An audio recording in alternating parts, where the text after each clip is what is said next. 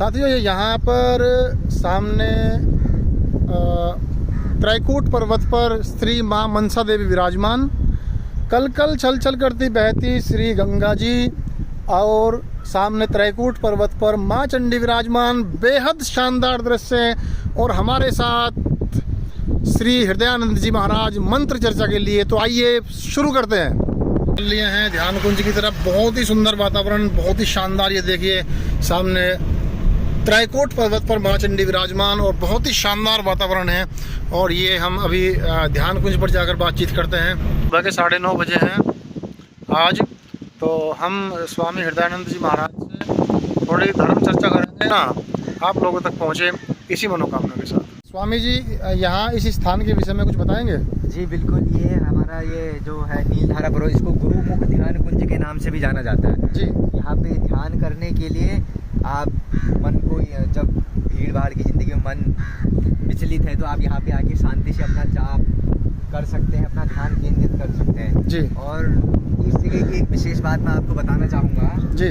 जब भी कोई संत महापुरुष अपने पंच भौतिक शरीर छोड़ के जी ब्रह्म में लीन हो जाता है, बताया जाता है कि जब तक संत जीवित है, महापुरुष जीवित है, वो ब्रह्मनिष्ठ कहा जाता है जी। और जब अपना ये पंच भौतिक शरीर को छोड़ के इस धराधाम से चला जाता है तो उसको कहा जाता है ब्रह्म में लीन हो जाता है। ब्रह्मलीन जीते जी ब्रह्मनिष्ठ होता है जी। और ये पंच भौतिक शरीर छोड़ने के बाद ब्रह्म में लीन हो जाता है। जब वो ब्रह्म में लीन हो जाता है तो संतों को, ये आप देख रहे हैं यहाँ पे, तो जल समाधि भी दी जाती है। साथियों शास्त्र कहता है धर्मो रक्षति रक्षितः।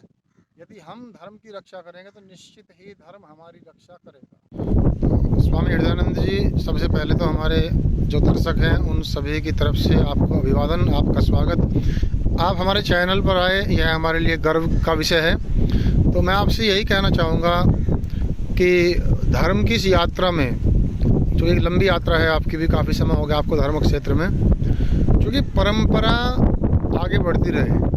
बस जो हमें हमारे बड़ों से मिला है, हमारा शरीर छोड़ने से पहले हम इसको आगे दे करके जाएं, तो परंपरा आगे बढ़ती रहे। और धर्म क्षेत्र में जो आने वाले नए लोग हैं उनके लिए आप क्या कहना चाहेंगे?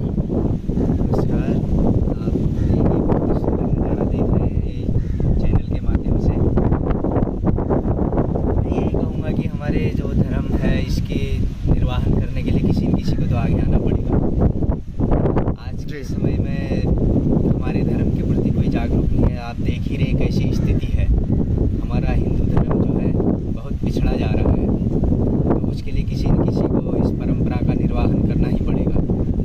जी। तो स्वामी जी, बड़ी विनम्रता पूर्वक मैं आपसे पूछना चाहूँगा, क्योंकि मंत्र विज्ञान को आपने करीब से देखा है, तो ईश्वर से जुड़ने के लिए, संसारिक मोह को कम करने के लिए बहुत सारे साधन हैं, लेकिन मंत्र विज्ञान और मंत्र जाप की जो कंटिन्यूटी है, क्योंकि बहुत सारे साधक मंत्र करते हैं, आज किया कल छोड़ दिया, कल किया आज छोड़ दिया, तो इसकी निरंतरता के बारे में और मंत्र विज्ञान से क्या हमें प्राप्त हो सकता है, इन दो बातों पर आप क्रमशः प्रकाश डालिए। जी देखिए, इसके लिए तो ये सबसे मूल तत्व तो है साधना जी।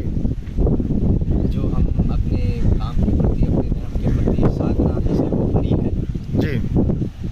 साधना ही हमें नित्य इस चीज़ से जोड़े रखती है जो मंत्र का जाप है जी। तो मैं अपने जो मंत्र का हमारा जो लक्ष्य है जी, उसी के ऊपर ध्यान केंद्रित रखना है। मतलब निरंतरता बनाए रखना चाहिए। निरंतरता हमें उस पर बनाए रखनी है और कुछ साधना ही इसका मुख्य उद्देश्य है। जी। और स्वामी जी, कुछ लोग मनमुखी मंत्र करते हैं, अपनी मर्जी से लगे रहते हैं, और कुछ साधक गुरुमुखी होते हैं जो वंदे गुरु परंपरा में आकर के मंत्र को आगे बढ़ाते हैं। तो इन दोनों के बारे में आप क्या कहना चाहोगे, मनमुखी और गुरुमुखी? इस पर कृपया करके हमारे ज़्यादा महत्व तो उसी का है जो गुरुमुखी होते हैं, जो हमें परंपरा से मंत्र मिला होता है जी। ज़्यादा सिद्धि उसी से मिलती है।